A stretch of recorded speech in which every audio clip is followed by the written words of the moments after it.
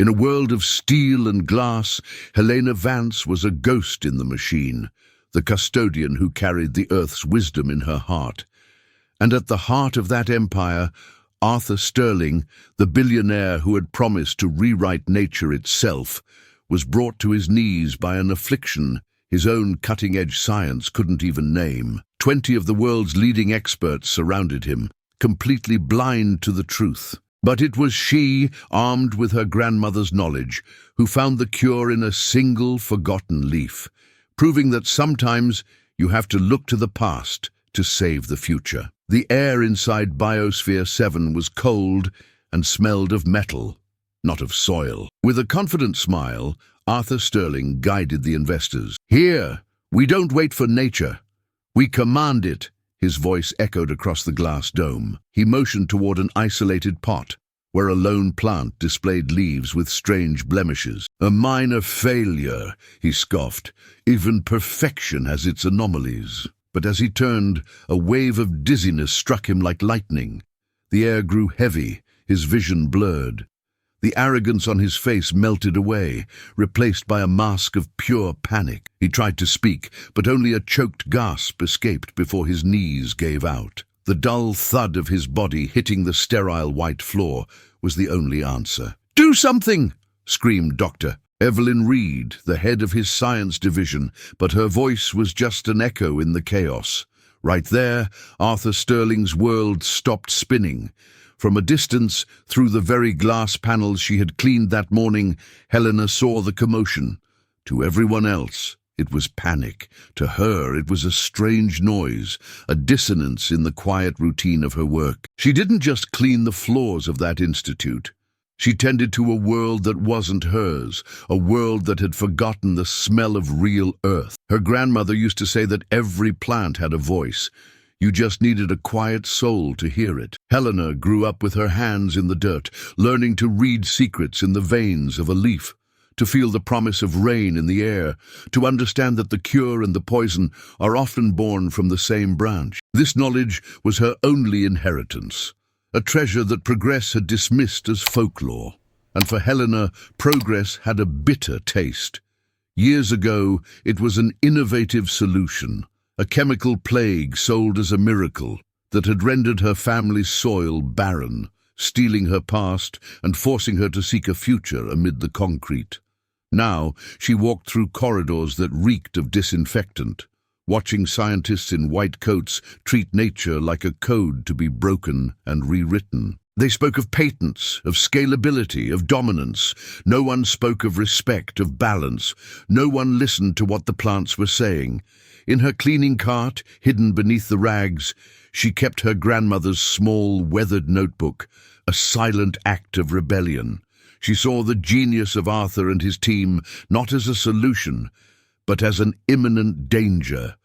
It was the same hubris, the same blind certainty that had poisoned her land. While the experts scrambled in one direction, Helena's eyes fixed on the other, on the small, forgotten pot, on the sick plant Arthur had dismissed just moments before. She didn't see a miscalculation. She saw a warning, and she knew with a certainty that chilled her soul that the collapse of this empire was no mystery.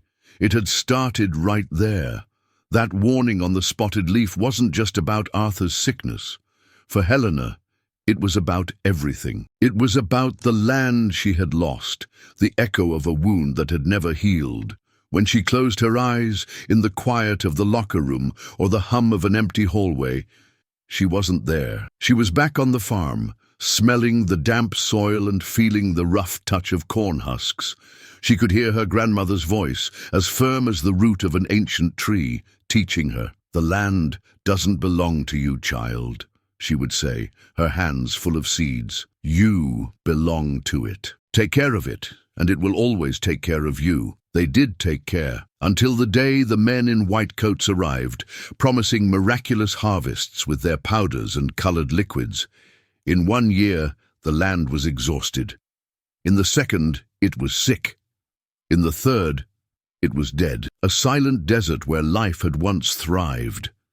The desire burning in Helena's chest, the engine that made her get up every day to clean the filth of a world that scorned her, wasn't for a life of luxury. It was a deeper, more stubborn dream. It was the desire to go home, not to the home that existed now, a barren field sold for pennies, but to the home that could be. She dreamed of buying back every single acre of that land. She imagined herself on her knees, not to scrub other people's floors, but to feel the pulse of her own soil beneath her palms. She wanted to rip out the weeds of arrogance and plant, one by one, the seeds of her grandmother's wisdom. Every cent she saved from her salary was a drop of hope in an ocean of impossibility. How could a janitor, an invisible woman, reverse the damage caused by giants? How could she alone heal a land that modern science had murdered? But her grandmother had also taught her about patience, about how the smallest seed, with the right time and the right care, can crack the hardest rock. For Helena, restoring that land was more than agriculture. It was an act of resurrection. It was proving to herself and to a world that refused to listen that the wisdom of her ancestors was not a useless relic. It was a living science, a form of healing, the real answer. While the Institute's experts sought to save one man with machines and synthetic compounds, Helena dreamed of saving a piece of the world with respect and memory. The illness that struck down Arthur was, to her, just a symptom of the larger disease she saw every day, the hubris of believing you are smarter than nature.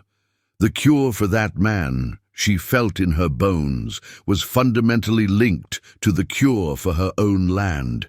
If she could prove that her grandmother's knowledge could save the most powerful billionaire in this place, then maybe, just maybe, the world would finally believe that the same knowledge could save the rest. This wasn't about revenge. It was about dignity.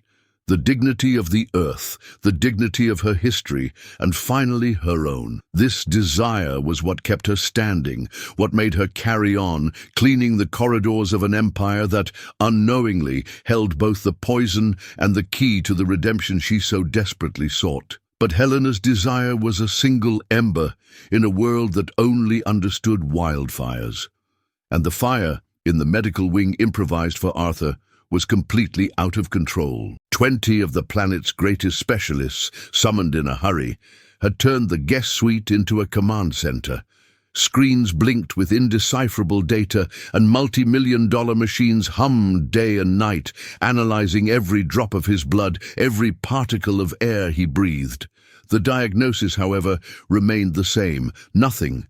No known poison, no exotic bacteria, no catalogued virus. The frustration was an acid eating away at the atmosphere of genius. "The genomic sequence is clean," a German expert said, his voice tense. "The toxicology panels are a dead end," a doctor from Harvard replied, rubbing her tired eyes. Dr. Reed, with deep, dark circles under her eyes and a grim expression, paced back and forth, her confidence evaporating with every beep of the machines. "This isn't a common disease," she declared to her team. "It's something new, something engineered. Think bioweapons, industrial sabotage." They dove into a sea of complex theories, each one rarer and more improbable than the last. While they hunted for ghosts in their computers, Helena hunted for the truth with her senses. While cleaning the room after another one of Arthur's episodes, she smelled it. A faint scent, almost imperceptible under the sharp odor of antiseptic. It was sweet, but with an earthy undertone, a dangerous, noble rot. The smell of decay, her grandmother had taught her. The scent of a specific fungus that thrived indoors, rich in organic matter and starved of sunlight. She looked at Arthur's hands, resting inert on the Egyptian cotton sheets. His fingernails had a bluish, almost grey tint. His skin, under the cold medical lights, had a waxy sheen, like a fruit beginning to rot from the inside out. Each of these signs was a word in a sentence only she could read, and she tried to speak. Spotting an exhausted young resident, she commented as casually as she could, "My grandmother used to say, the scent of an illness is the first warning you get." The resident glanced at her with a mix of exhaustion and disdain.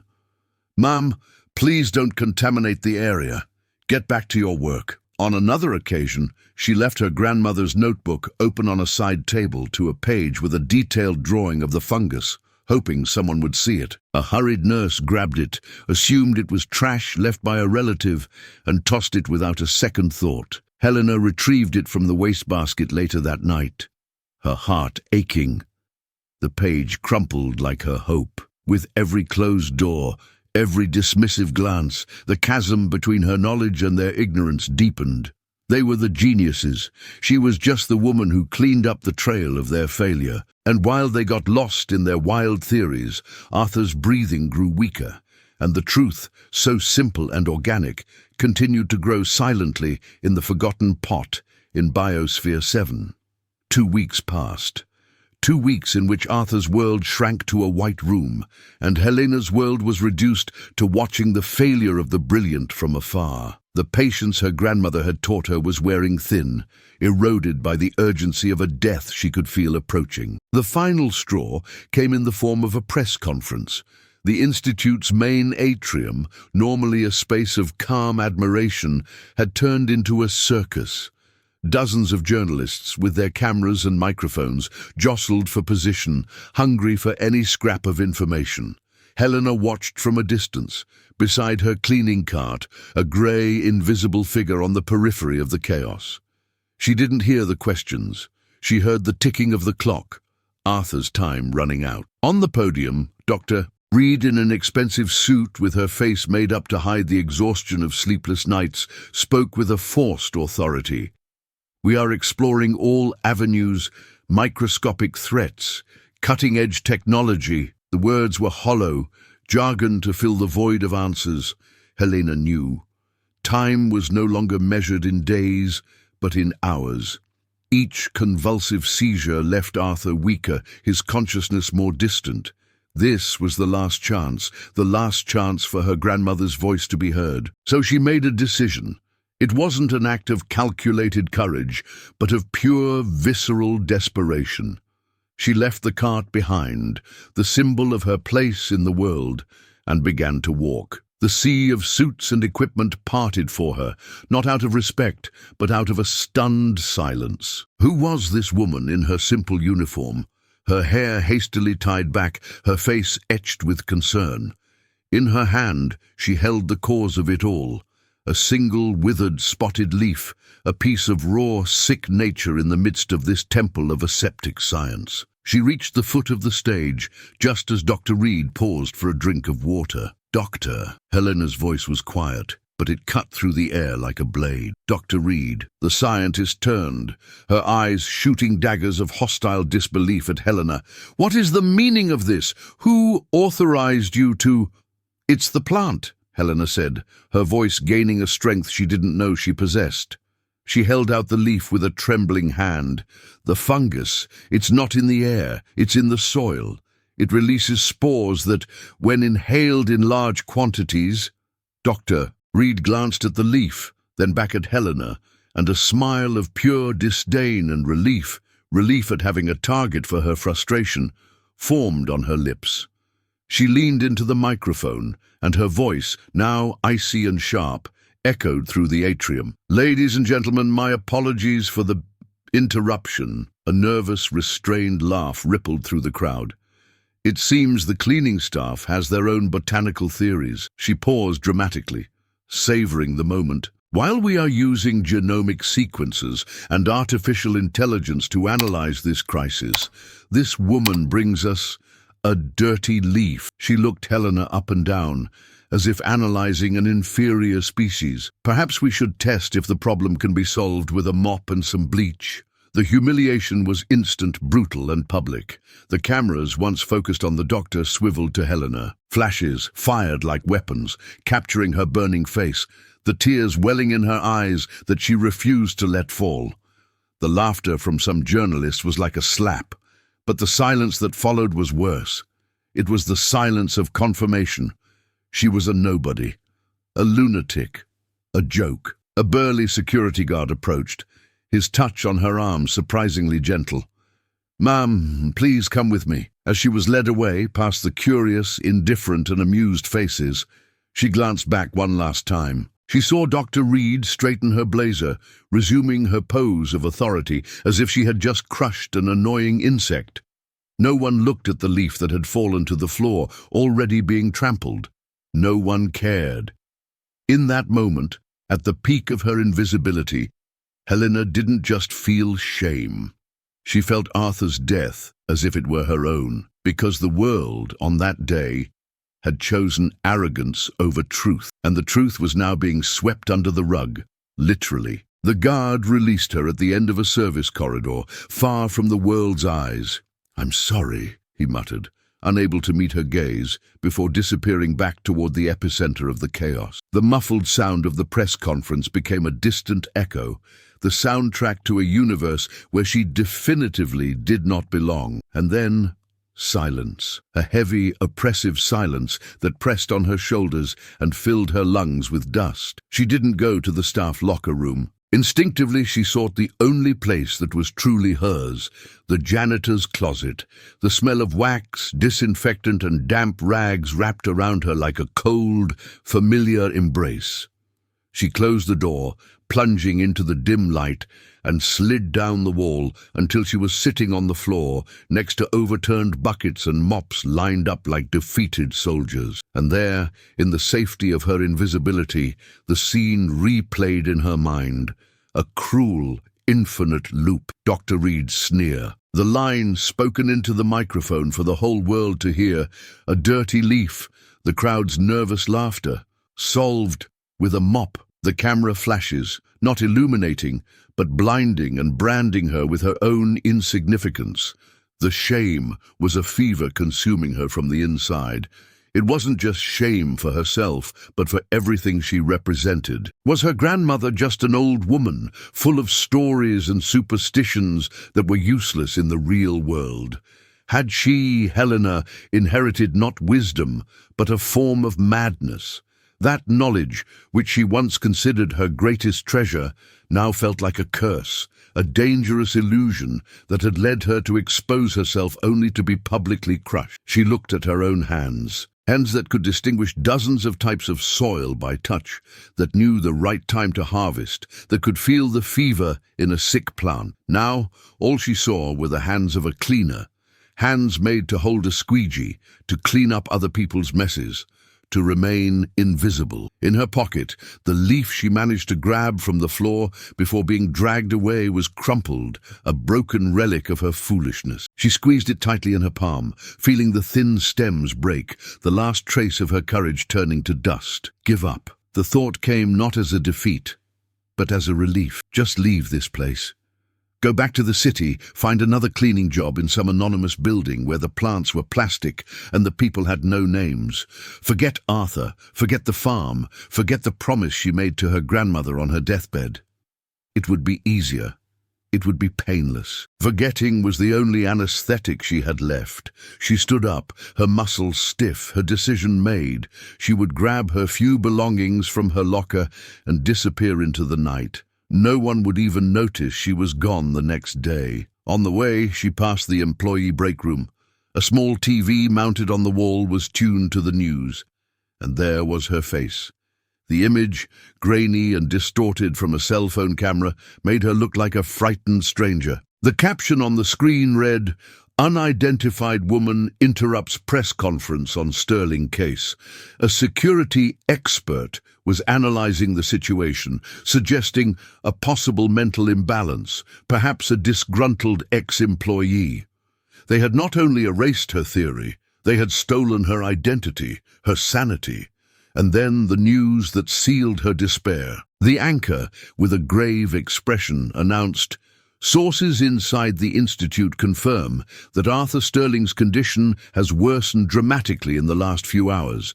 Doctors are considering his state extremely critical." The air left her lungs. She hadn't saved him. She had condemned him. Her pathetic attempt, her interruption, had perhaps delayed some other desperate action by the doctors.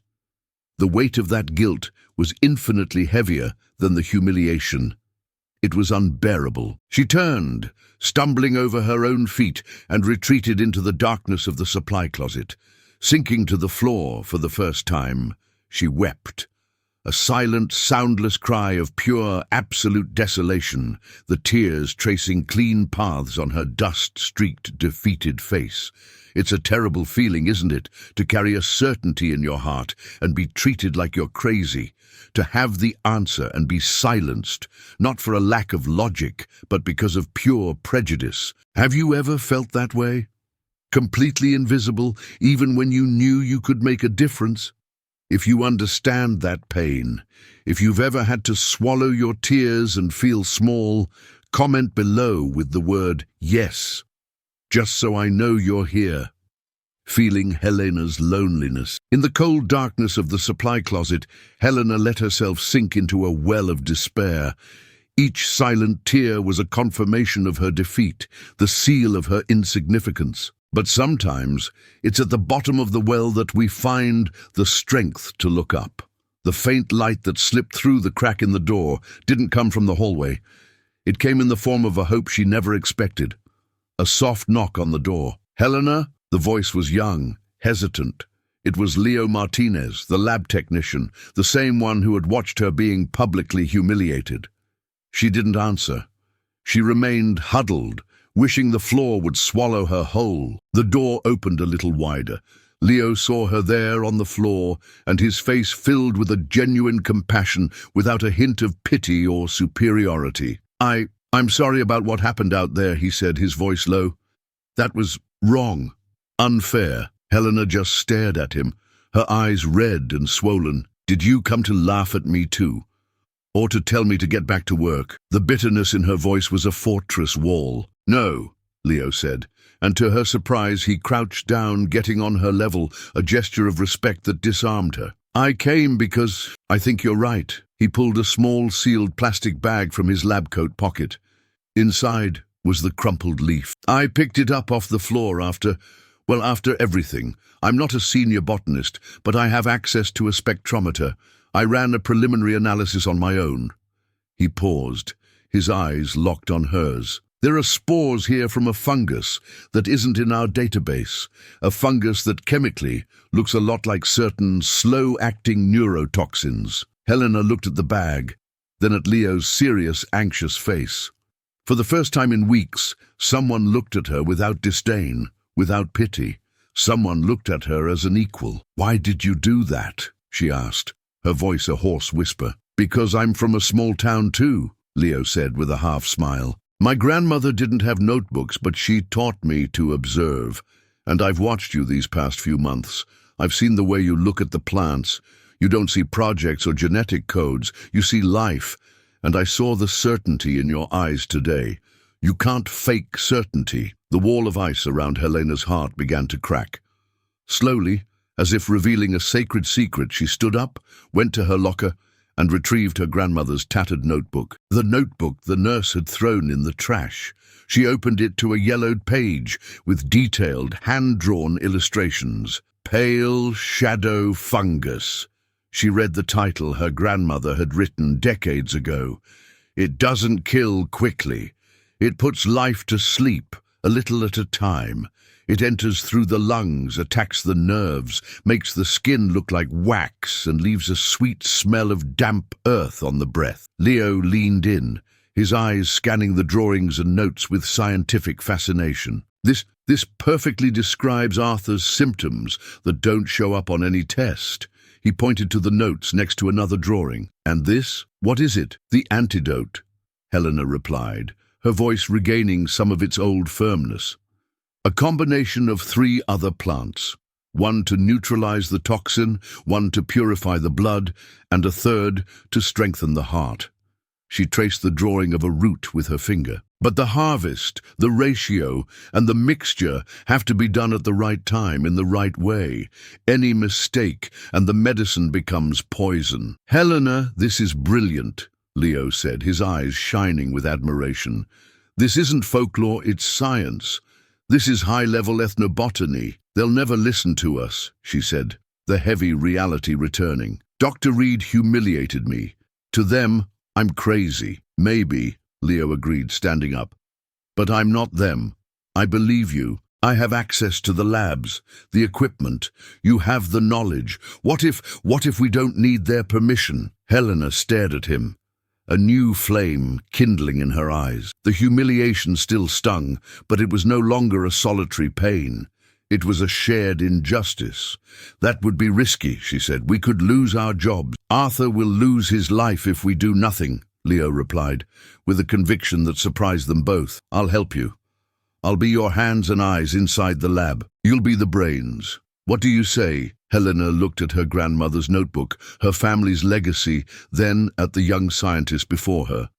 Hope was a fragile plant, but for the first time in a long time, it had found fertile soil and someone willing to water it with her.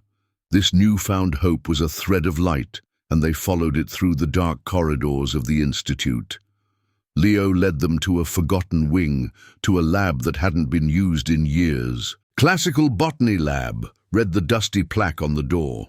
The air inside didn't smell of disinfectant, but of dust, old books, and dry earth. It was perfect. And there, among the old countertops and analog equipment, the power shifted. Helena was no longer the janitor. She was the master. Her grandmother's notebook, open on a stone table, was the protocol to be followed. And Leo, with his degree and technical training, became the most dedicated apprentice in the world. "No, don't use the electric grinder," she said, her voice surprisingly firm, seeing him about to pulverize a rare root. "It gets too hot. It alters the properties. Use the stone pestle. The pressure has to be steady. The rhythm is important. Feel the fiber breaking." Leo obeyed without question. Under the yellowed light of a single lamp, they began the race against time. By day, Helena was the shadow in her uniform, but now her eyes didn't just see dirt. They mapped the locations of the plants they needed. At night, she guided Leo on silent raids into the main greenhouses. He would disable the proximity sensors for 60 seconds. She, with the agility of someone who knows the terrain, would gather the exact leaves, roots, and flowers, many of which were classified as weeds or worthless specimens by the research team. Back in their sanctuary, the ritual began. Helena taught Leo her grandmother's science, a science of smells, textures, intuition, and patience. He measured the pH with a digital meter. She confirmed it with the taste of a single drop on the tip of her tongue. He used a microscope to analyze the cellular structure of an infusion. She assessed it by its color and the way the light passed through it, a knowledge no machine could replicate. The first batch of the antidote failed. The mixture, which should have been a deep amber color with a sweet scent, turned cloudy with a slightly acrid odor. "It's wrong," Helena said, her heart sinking. Leo checked the data on his tablet. "But the ratios are exact. The temperature. Everything like you said." Helena picked up one of the leaves they had used, brought it to her nose, and closed her eyes. "It was this one. It's contaminated. They used a systemic pesticide on it. I can smell it, a chemical trace. It's almost nothing, but it's enough to poison the remedy." They had to start over, this time using a wild plant Helena found growing stubbornly just outside the Institute's wall, far from Dr. Reed's control. Nature's stubbornness, she thought, was her greatest ally.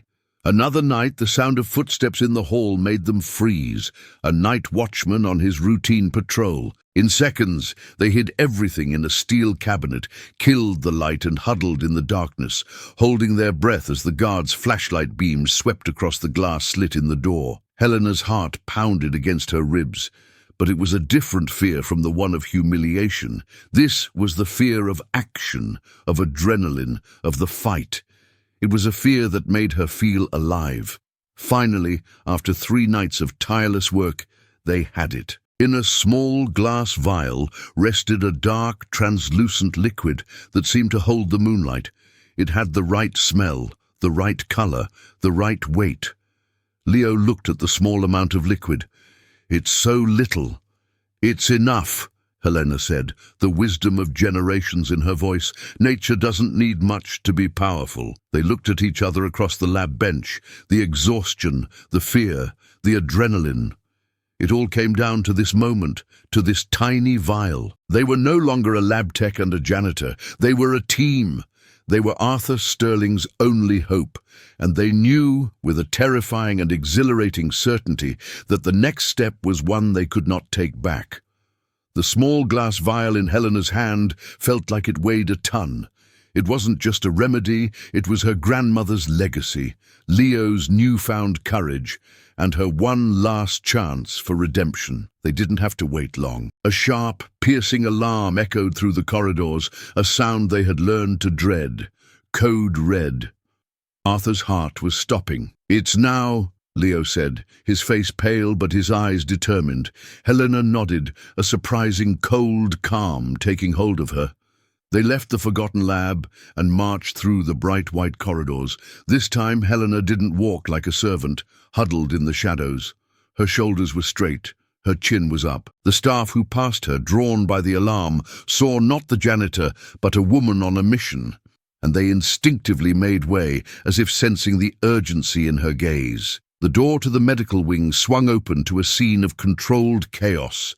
The monitors beeped in a frantic, desperate rhythm, a symphony of imminent death. 20 of the world's best doctors moved with an urgency that bordered on panic. "Pressure's dropping! He's not going to make it!" one shouted. "Prep experimental protocol X7!" Dr. Reed commanded, holding a syringe filled with a menacing bluish liquid. "It's the only chance we have." "No!" Helena's voice rang out, clear and powerful, cutting through the noise of the alarms. Time seemed to freeze. Everyone turned, stunned, as if a statue had just spoken. Helena walked steadily to the center of the room, stopping directly between Dr. Reed and Arthur's bed. Leo was right behind her, his tablet held up like a shield. "If you inject that into him, you will kill him," Helena said, her eyes locked on Dr. Reed's, unblinking. The rage on the scientist's face was volcanic. "Security! Get this woman out of here! Now! She's delusional!" But Helena didn't budge. Her voice remained calm, yet charged with an authority no one there had ever heard. "His body isn't sick, Doctor. It's being poisoned, slowly, by the spores of a neurotoxic fungus, Umbra pallidus. It was in the pot that Mr. Sterling dismissed that day. A fungus that doesn't show up in your tests because you didn't know what to look for, because you were too busy looking for rare and impressive diseases." She held up the small vial. "Your experimental drugs are just more poison for a system that's already collapsing. What he needs isn't more chemistry, he needs nature's antidote." Behind her, Leo projected an image onto the white wall, the complex molecular structure of the spores, and next to it, the notes and drawings from Helena's notebook. "The data is compatible," Leo said, his voice firm. "Her analysis is correct. The toxin is hitting the central nervous system." "This is insanity!" Dr. Reed yelled, her face red with fury. "You want me to entrust the life of a man like Arthur Sterling to an herbal tea made by the janitor? Have you lost your minds? It's better than trusting a shot in the dark that will stop his heart for good." The voice came from one of the other doctors, a specialist from Tokyo, who had remained silent until now. "Evelyn, we have failed. For 2 weeks we have failed. Look at him." Everyone looked at Arthur. His chest barely moved. The heart monitor showed a trembling, nearly flat line. Death was no longer knocking at the door. It was already in the room. Dr. Reed looked at the syringe in her hand, her chemical cocktail, her last desperate bet to save her reputation. Then she looked at the small vial in Helena's hand, a dark liquid that represented everything she despised. Empirical knowledge, simplicity, wisdom that didn't come from an elite university degree. The silence in the room was absolute, broken only by the pathetic, dying beep of the monitor. With a gesture of fury and utter defeat, she threw her syringe onto the metal tray with a clatter. "Do it!" She spat the words, the venom in her voice more potent than any toxin. "But if he dies, it's on you." "That won't be necessary," Helena said calmly. She handed the vial to Leo. With surprisingly steady hands, he drew the dark liquid with a needle and injected it into the IV bag that was slowly dripping into Arthur's arm. And then the world stopped. 22 pairs of eyes, those of the experts Helena and Leo, were fixed on the monitors. The silence was so thick you could hear your own breath, your own heart. Second by second, they waited. For life or for death. The time in the medical room stretched into a torturous, elastic mass. 5 seconds, 10, 20. Nothing. The beep of the heart monitor continued its funereal song, slow, erratic. Arthur's body remained inert. Dr. Reed took a step forward, a glint of sick, bitter triumph in her eyes. "I knew it," she whispered to a nearby colleague, her voice laced with poison. "They've killed him." And then it happened. A single beep, but different. Stronger, clearer, breaking the dying sequence. Then another, and another. The trembling line on the monitor jumped, forming a sharp V-peak, then a valley, then another. Slow, but undeniably rhythmic. The number indicating oxygen saturation, which had been dangerously low, flickered and climbed a point. Then 2. Arthur's chest rose with a deep intake of breath, the first in weeks that didn't seem like a struggle, but an act of life. A collective gasp, almost a sob of relief, swept through the room.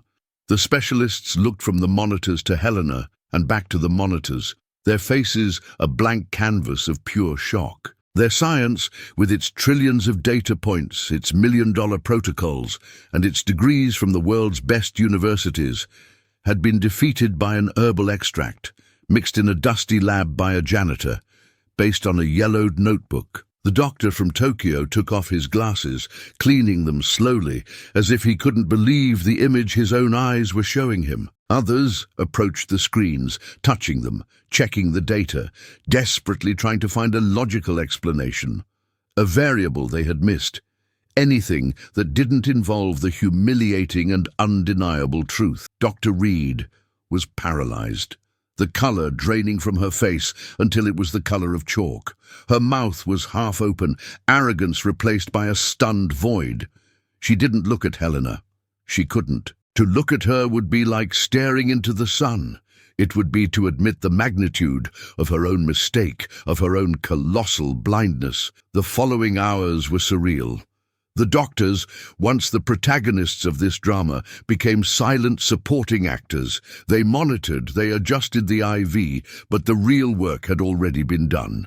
The cure was running its natural, organic, powerful course. Helena and Leo remained in a corner, watched silently by the experts, as if they were the keepers of a mysterious and ancient power. At dawn, Arthur moved his fingers, and then he opened his eyes. They were no longer cloudy and confused. They were weak, exhausted, but incredibly lucid. He scanned the room, saw the tired faces of the doctors, and finally, his gaze found Helena standing near the door. Their eyes locked for a long moment, a silent question in his. "What happened?" His voice was a hoarse whisper, the sound scratching his throat. There was a hesitation. No one wanted to be the bearer of that news, of the confession of their own failure. It was the doctor from Tokyo who, with a deep bow, stepped forward. "Mr. Sterling, you were in critical condition. Our methods failed." He paused, taking a deep breath, and looked directly at Helena. "Ms. Vance, she diagnosed the cause of your condition, poisoning by a rare fungus. And she prepared the antidote that saved your life." Arthur absorbed the information in silence. His mind, though weakened by the illness, was still as sharp as a razor. He looked at Dr. Reed, who shrank under his gaze. There was no anger in his eyes, but something far worse. A cold, analytical disappointment, the look of a CEO assessing a catastrophic miscalculation, a systemic failure that nearly cost everything. Then he turned his gaze back to Helena. "You," he said, his voice a little stronger, "the woman from the press conference." Helena felt her face flush, the memory of the humiliation returning like a wave. "Come here, please." She approached the bed, hesitant, feeling all the eyes in the room on her. "They tell me you're the custodian," he continued, his voice low. "Yes, sir," she replied. He studied her for a moment, his gaze taking in her simple uniform, her calloused hands, her eyes that did not look away from his. "Thank you," he said. The word was simple, but from that man, in that moment, it carried the weight of an empire. Not just for saving my life, but for not giving up when everyone, including me, dismissed you. That requires a strength I'm not sure I would have. The validation, coming from him, in front of everyone who had humiliated her. It was like a warm balm on an open wound. The tears she had held back for so long finally came, but they weren't tears of pain. They were of relief, of justice. Arthur then scanned the room, his natural authority returning with every second. "I'd like all of you to leave now." The command was quiet but unquestionable. "I want to speak with Miss Vance." Alone, the door closed, and the silence that remained in the room was different. It was no longer tense or frightened. It was a silence of introspection, heavy and full of meaning. Arthur adjusted himself in the bed, the movement slow and painful. For a long time, he just looked at Helena, not as a boss to an employee, but as a man rescued from a shipwreck looking at the figure who ran the lighthouse. "I built all of this," he said, his voice weak, gesturing to the empire that stretched beyond the window. "Based on a single idea, that nature was an inefficient system that I could optimize, a code I could rewrite to be better, faster, stronger." He paused, his breath still shallow. "I thought knowledge was in the data, in the labs, in the million-dollar machines. I was wrong, and I almost died because of my own arrogance." His eyes met hers, unfiltered, without barriers. "I looked at that plant and saw a failure. You looked at it and saw the truth." "Why?" Helena thought for a moment before answering, her voice soft but firm. "You didn't see a failure, Mr. Sterling. You didn't see it at all. You were only looking at what you wanted to create, not at what already existed." She moved a little closer to the bed. "My grandmother wasn't against progress. She was against forgetting. She used to say that modern science is like a tree with branches that reach for the sky, but has forgotten it needs deep roots in the earth to keep from falling in the first storm. I don't have your knowledge of the branches, but I never forgot the roots." "Roots." He repeated the word, as if tasting it for the first time. "I spent my entire life cutting roots, thinking they were holding me back. I ignored warnings that didn't fit my projections, and I despised knowledge that didn't come with a degree attached." He closed his eyes for a moment, the painful realization creasing his face. "Dr. Reed isn't the only one to blame here. Her disease is mine. Arrogance. The difference is that mine almost killed me." He opened his eyes again, and his gaze was different, more humble. "Tell me about your grandmother," he asked. "Tell me about your land." And Helena, for the first time without fear or shame, spoke. She spoke of the farm, of the lost beauty, of the chemical blight that silenced it, of her dream to restore that poisoned soil. Arthur listened, not with the politeness of a boss, but with the full attention of a student who has finally found a teacher who makes sense. When she finished, he nodded slowly. "So, that's it. It's not about choosing between your notebook and my labs. It's about making them work together, about listening to the beep of a machine and the whisper of a leaf.